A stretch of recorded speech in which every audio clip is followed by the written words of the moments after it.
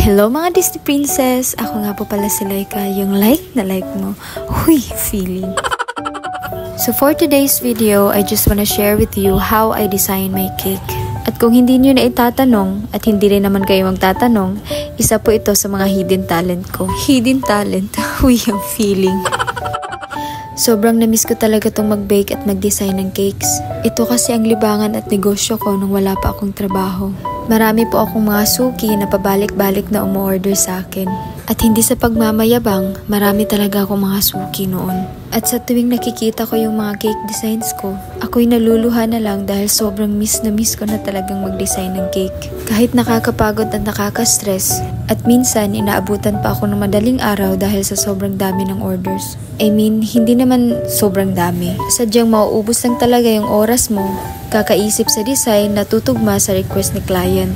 At kung anong piping tips ang gagamitin ko para makuha yung design. Nakakamiss lang talagang magpuyat sa mga ganitong gawain.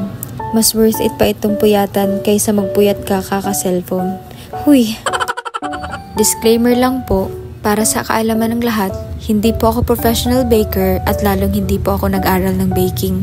Almost 1 year pa lang po ako sa larangan ng baking. At ang tanging source ko lang para matuto ay ang YouTube. In terms naman sa design, kukuha lang ako ng idea sa Pinterest. Praise the Lord, dahil sa ikli ng panahon, ang dali kong natutunan ang mga bagay na ito. Kahit hindi naman ganun kagandahan yung mga designs ko, but from time to time, nakikita ko yung mga improvements sa mga designs ko.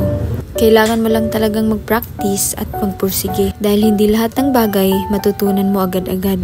It takes a lot of failures, ika nga, char. Hoy, English yarn.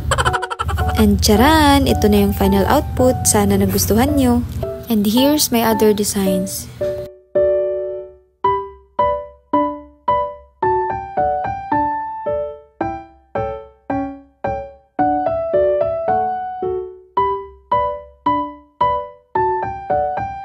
Hanggang dito na lang po. Sana nag-enjoy kayo. Bye!